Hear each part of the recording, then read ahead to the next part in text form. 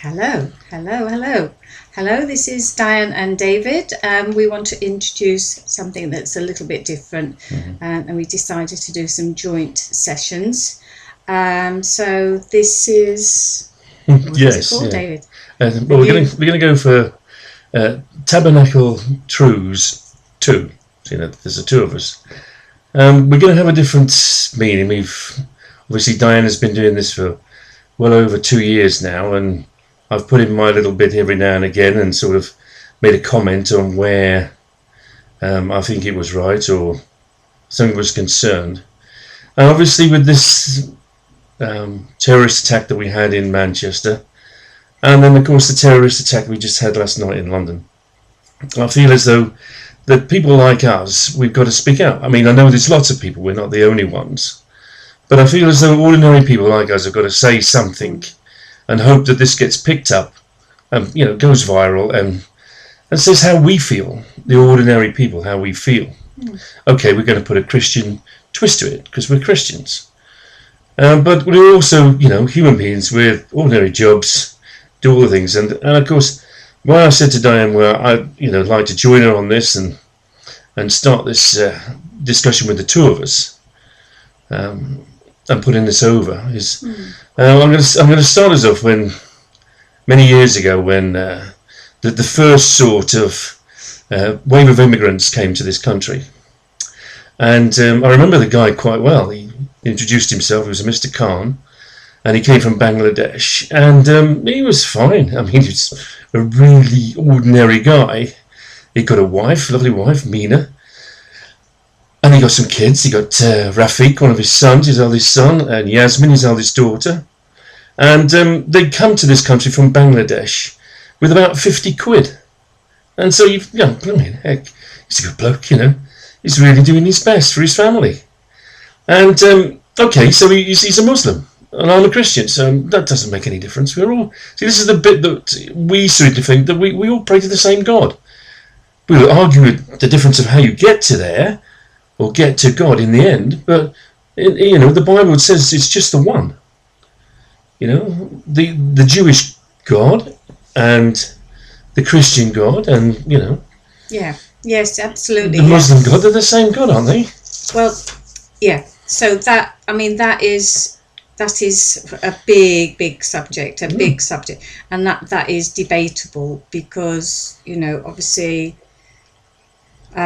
there are certain things in the world that there is deception in the world and various other things leading us to pray to something, and hopefully the Muslims are saying, well, we're praying to God, and then the Hindus may be saying we're praying to God. We're not we know as Christians with our own faith that there is only one way to God, and that's through Jesus Christ. So what I wanted to start this with was don't get confused with what is right. Well, that's also in the case of what is wrong. I mean, these people came, and like I say, this particular Mr. Khan, I got on well with him. He was a neighbour of mine for several years. And he came here within a matter of a few months. Can I just interrupt you? But do you think that we are getting confused? Well, yes, I think we got confused, not us, but everybody did. Everybody is. But see, what it is, where I'm going with my little story here is that he came here for all the right reasons. He opened up an empty shop in our local street, and that was going. He was opening it from 6 o'clock in the morning till about 11 o'clock at night. He was using his family to slot in the different times in between school and work, and then he was driving a mini cab around, and you've got to admire this. He was here for the right reasons. So he came here to better himself, precisely, to better his family, but he wasn't pushing his own beliefs on us or others. He was still worshipping his God, but living in his society. He was living in our society. In our society. And doing very well. Yeah. And I'm sure if that's what we believe in economic migrants, that's a good case that, I really respected this man, respected what he did. And there must be absolutely thousands, if not millions of others that have come here that do the same. That's right. So that's when it was right. Yeah. And that's when things were, as you say, okay. Oh, they were okay. But then yeah. since then, and since we've decided that, or our government has decided that they're going to let in a lot more, but what we would say is the vetting process. Well, I mean, let's go to this thing first, Diane. Yeah. Is that it's not a matter of letting in more. It's not a matter of letting in less. Right. It's the reason why you come to another country. Now, I mean, we've got friends that have gone to Canada. Mm-hmm. We've got friends that went to Australia. And we presume that they went there because they wanted to be an Australian. Mm. You went to Canada because you want to become a Canadian. And that's why you went. You wanted to join in and benefit yourself, your family and all that. That's what you wanted. Yeah, that's right. But there seems to be something that went wrong in this country. And I've spoke over your shoulder before. And I've mentioned these things that, political correctness is just something that it's just ruined us. It's ruined us as a nation, never mind as individuals. We were told not to say things. You can't call somebody that they're coloured or gay. Well, this is correct. You shouldn't. There is a respect that you don't do that. There's always some mindless fool that does. But we've come to the point now where we can't say a thing. We can't do a thing, and it's not just to happen now. What is our government and whoever makes the government on this Thursday coming has got to deal with is how do you deal with this? Because we've let it go on for years and years and years. And I mean, Diane, in a Christian sense, it's a very sad state that we've ended up with after last night's atrocities in London. It is. Where just girls are being stabbed by men. I mean, these men are cowards. There's no point in missing a world. A brave man, I'm going to nip in the town and stab some women. It doesn't work, does it? It just doesn't go. It's not even a brave fight, is it? It's not as though they're bringing the battle between them and their military forces and our military forces. They are picking on the innocent. Yeah. They are picking on the elderly and the unexpected. So what I was going to say to you, David, is so we all know what is right. As we've seen the country pull together during these atrocities, as we always have done in the consecutive world wars. Yes, true. Britain pulls together, and so at the end of the day, we don't want this hatred. No. And so therefore, that's why I'm saying we all, whether Christian or non-Christian, and I must admit, some Muslim people that I've met that they don't want to live in a war-torn country, and that's why they're here. But however, there are some that do and want to bring their conflict into our country because that's all they've known, or they, like you say, they're deluded. But what just going back to this point is, so the majority of us know what is right and what is good, but there are people that British and Muslim alike that will choose to do evil, and then they're on the road to destruction. Because so far, what I have seen with every one of them that has tried, or anybody really that's tried to kill, destroy, maim, or terrorize people, it has led to absolutely nothing, and they end up as the victim in the end. Although there are victims, but ultimately, it leads them to the road of destruction. Yeah. But I mean, I'll tell you, it's, again, part of this path that's been taken.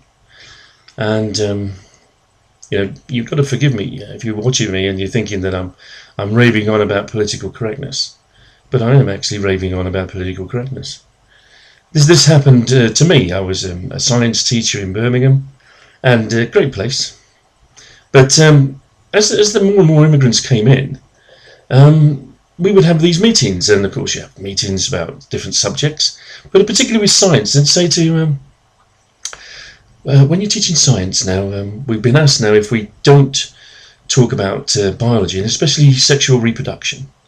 So please could you take it down to plants and fish, and but don't bring in any mammals or anything like that into production, because it's a sensitive matter, and we have a lot of Muslims now that have come to the school, and they don't really want you to talk about that. So of course you think at first, well, it's a bit strange, but this thing, and then of course one of my daughters was going to the school, and she said to me, she said, Dad, they've told us that PE, we're not allowed to go swimming anymore as girls. The boys can go, but the girls can't go because the Muslim girls can't get undressed. It's disrespectful for them to get undressed where there's boys, or even swim where there's boys, And of course you go along with that, don't you? This is political correctness. If you say anything, you're snapped into straight away. Are you racist, mate? Is that what's the matter with you? Are you some sort of racist? But of course, you think, oh my God, no, I'm just making a comment that why don't we have some common sense? The thing that this nation, if we're going to call about nation, is based on, is common sense. If they don't wish to go, don't let them go, but don't stop the others from going. Learning how to swim is, it could save your life. It could save somebody else's life.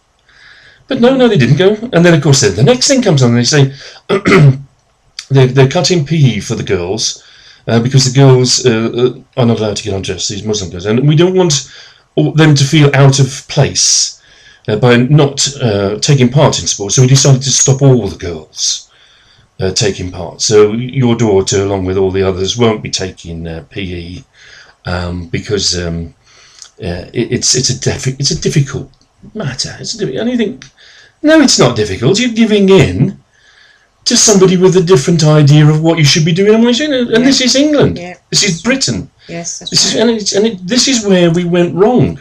And this is where I'm here now, hoping that I'll get a lot more people like you out there that feel like me and Diane. Is that it's just the political correctness that has spoilt it. You don't want to call people names. That's rude. If you haven't been brought up properly, then, that's what you do. And we should correct them people for saying, you shouldn't call that, you shouldn't say that. But all of us now, we can't say a thing. And this is, and of course, as a science teacher, that's what happened to me. I played the game. I went along. It was my job. So I kept... And then I found I was in a Birmingham school, which is a school I really wanted to teach in, good school. And they said, when you teach science, you better get it down now to just plants and insects. Forget the fish. We don't want any biological things to do. So keep it to plants and insects, and then we won't offend anybody. Yeah.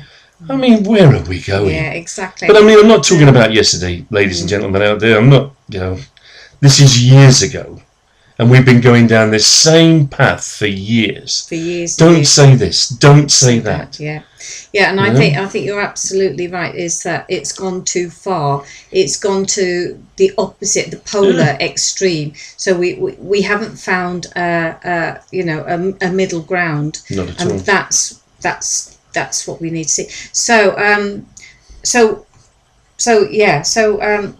we're looking at again, hatred, and good, and whether what people's views are on that. Yes, but also, you see, it's that.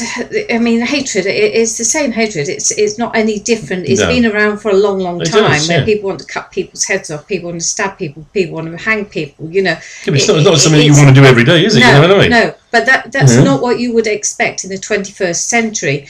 But maybe in the 18th century. So you see, that same hatred has never changed. It's always been there. And it tried, just going back to a Christian point, is that it tried to destroy Jesus. It abused him. It in the end, it bled him. It made him bleed. It made him eventually, the nails that were stuck into him. He was crucified, and so nails through his hands and his feet, and finally it brought about his death. But, and there is a but death could not conquer him. No. And death could not defeat him. Who is love? Well, He is love. This is it, isn't it? Is that, Yeah. you know, I mean, what I'm trying to say to you in my sort of ordinary sort of way is that I want these Muslims to sort themselves out. They know who they are.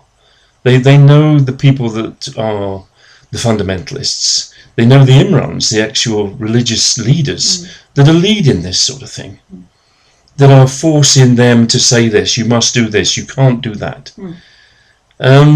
It's an interesting thing, because you're going down this political correctness and you're having to watch what you say, but then surely sense has to prevail, where even, you know, like say the Imrans and the ones, you know, people in the mosque know who these fundamentalists are. They've had their suspicions, and at some stage they have to take responsibility for their own people, as we would do. We would do in, you know, say in our churches. If for example the same thing was happening in our churches, I'm sure the Muslim community would be up in arms. If it was the reverse, it was Christians killing Muslim people in the streets for their beliefs, then I'm sure it wouldn't be long before the police would crack down on us and say to us, in any religious gathering,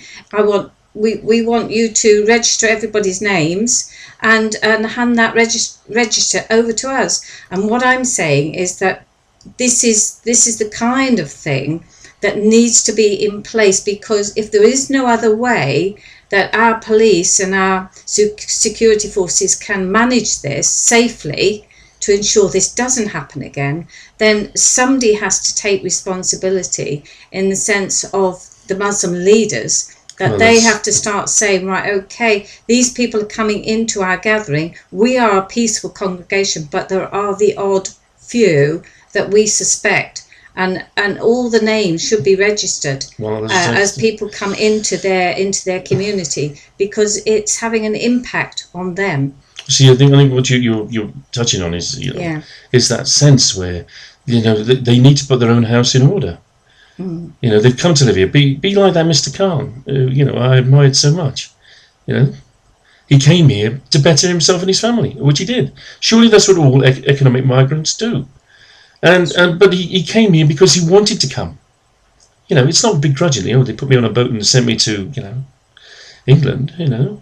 It's that he wanted to come here, and he's made a better life for himself. And you know, his son, I've seen his elder son Rafik, got his own sort of double glazing business, and I've seen Yasmin, who's now a solicitor in London, and you know, they're a credit to him. They did really well. But the point is that these hatred that we saw in Manchester and what we've just seen in London is nothing to do with that. It is absolutely nothing to do with that. It's to do with somebody who is putting that dogma into them to hate us, to destroy us. And then somehow the world will be a better place. Yeah. It doesn't sound like that sort of world that obviously we're going to be living in, because obviously we're all going to be dead because the Muslims are going to kill us. It's not sort of thing that we're going to go for, is it? You know what I mean? It's not going to be one of them we're going to go vote this week. I'm going to vote for this Muslim guy because he reckons he's going to kill us all, and that's the way forward. It doesn't seem right, does it? It just doesn't follow on. No, and that brings me to my next point, where I've said, obviously, you know, death could not defeat Jesus, could not defeat him. Who is love? He is love. You see, you know, that devil has been around for a long time, but it is the same evil that is around and has been around. It's just under another brand, isn't it? Another brand. But the only way the devil can, God's ark, you know, the devil is at war with God. God is at war with the devil, but the devil is having to use us, people, to destroy each other. And that is one of the ways he can do it. So he can delude people. Well, I think that's part of forcing them to do things that normally Yeah. you wouldn't do to Yeah. another human being. It's not in our Yeah. nature. It's not the way we're made. We're made to love, and we you can see it in this. With the recent crisis, you can see that people pull together. People don't like atrocities. People No. don't like this hatred. It's not natural to us. No. And so the unnatural thing of the Islamic fundamentalists of having to be brainwashed, because that's what I would call it, into thinking that this is the answer to all their hopes and their dreams. Yes, and one of those things which you mentioned before, David, was that they would have many virgins and as much money as they could ever want, and that's the promises that they're given.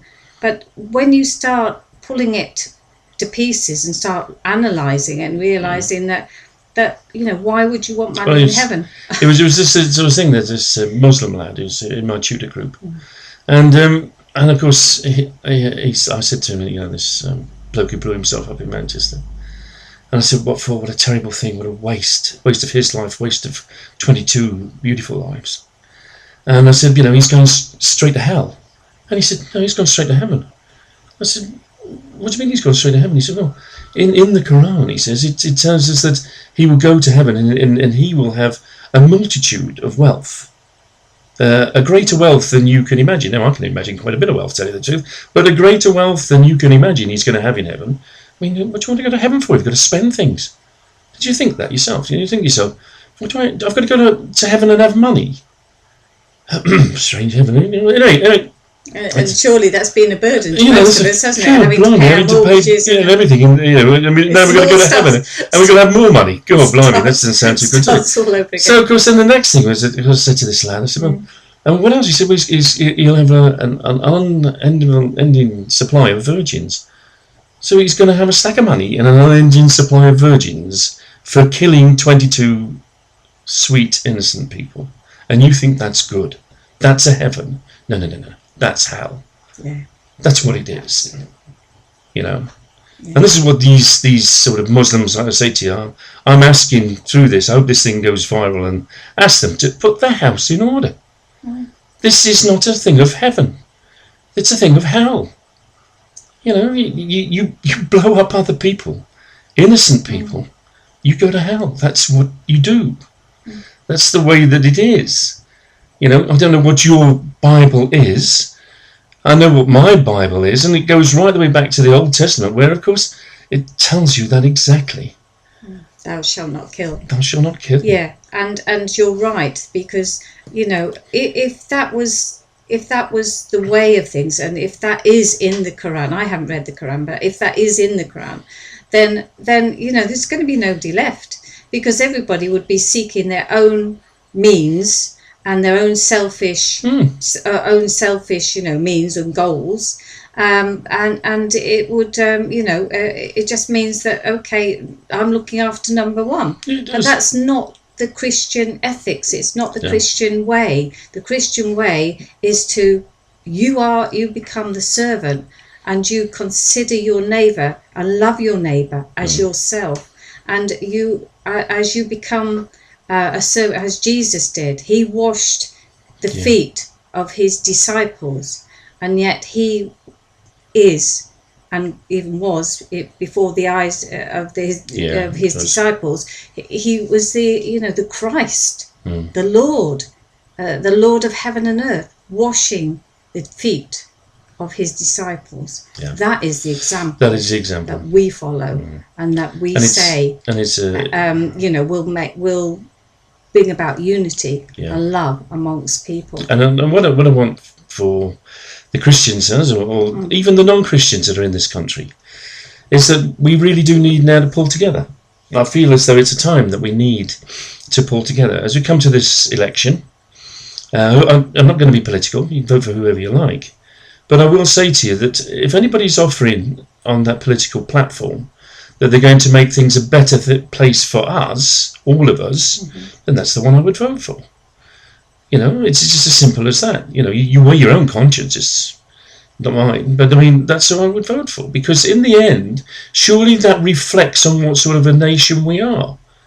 Because we voted for the person, or people, or party, that was going to give the most to the most of us, the majority. And that's what democracy is really, because their sort of idea is that it's just for a few individuals. It just seems to be, you're going to get martyred and go to heaven and have this huge amount of money and all these virgins, but it's only going to be a handful of us because we're the only ones that are going to go out and kill people. You see where I'm coming from? It's worth thinking about. It's worth us all to think. But honestly, I do really say that as a nation, that we might have lost our way. We might have lost a lot of the things that we used to do. A lot of the industry that we used to have has gone. But we are the same people. And you look at that sort of, the concert that's going on at this very moment in Manchester, and it brings people together. That is the spirit we have. We seem to have this really sort of thing that when the worst comes to the worst, we're for each other, no matter what. Yeah. And I would just add to that, because I just wanted to mention that just again about all our political competitors at the moment, and how they are they are vying to they have this wonderful carrot that is very attractive. So they want to be the Prime Minister of our lovely country and our lovely nation, but what will they do to get it? And it seems to me that they promise us everything, and are promising us anything to get that prime position, but it seems that is not a good enough reason to want to serve your nation, because what we were saying earlier, and we discussed it earlier, didn't we? That how can we trust the MPs and the various other things who are offering us everything, and they're saying we'll do this and we'll do that and we'll do the other, but when are they held accountable for it? Because once they get into that position of power, who holds them accountable? Because once they're voted in, they're in, as you said, for another 5 years. For another 5 years, so it's like us going into a job, and we are we have an induction, we have various other things, but we have maybe a month's trial or 6 month trial, depending on the position of the job, and you have to meet the criteria or the person specific within that that your role, and then if you fail it, if it's not happening, it's not the right thing for you, you're not meeting your targets, whatever, then you're out, aren't you? But with our our politicians, they're not held accountable, because they can say, well, actually we didn't meet that target because whatever. We didn't meet that target either for the NHS because we didn't have enough money, it went on something else, and it goes on, and yet they always bring the NHS, education and various other things in as a tool to use to persuade us to vote for them. And yet we can't turn around and say, well, actually you said this or you said that, because they're not accountable, are they? Yeah, but hang on, Diane. See, this is the point: is that 5 years later they are accountable. 5 years is a long time, isn't it? Yes, I know, but that is the point of it. I know what you want a quick fix answer, but what I'm trying to say to you is that at least you after you've had 5 years, you can vote for somebody else if you don't like it. But what I'm saying 5 to you, years is a long time. It is a long time compared to a couple of months. And it is, but that's the way that the system that we've got, and that the system is not only the envy of the world, but it's also been copied by half the world.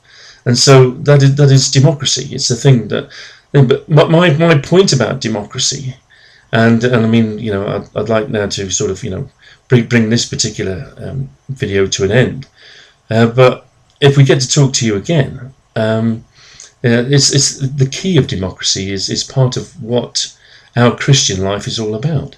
It's that thing of that freedom to choose, and there's so many people that don't have that freedom in the world, and of course there's so many people, in fact millions of people, that have died in the world for the sake of democracy.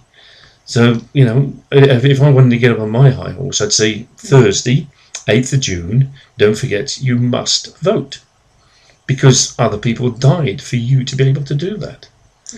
So anyway, do you have anything else to say, Diane? No, I think that sums it up really, really. I think that is just because we have had people dying recently, and you've summed it up really nicely, that people died to give us freedom. We have lost some beautiful people, like you say, out of the world at a very young age, that unnecessary deaths, and they've died, so that. But we shouldn't be intimidated, and we shouldn't be scared. We should carry on and be free, because what was the point of them dying? There was no point. No. No. And like you say, in a war, yes, the Second World War, we had people die for us for freedom.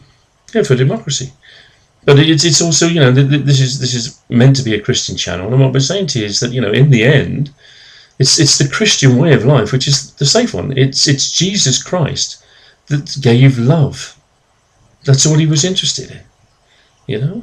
If you're doing something bad, if you think yourself that you're a sinner or whatever like that, he would just simply say, you lot amongst you, without sin, you chuck the first stone. And of course, if there was nobody that would then chuck the first stone, because we're all sinners. And that's the whole point of the Christian belief, is that God is the one that's, he gave you this great thing. It's not up to you. Get on with them. Even with these Muslims, get on with them. We're all the same. In the end, God is God. And that's the end of it. God bless you. God bless you. Nice note to finish on. See you next time.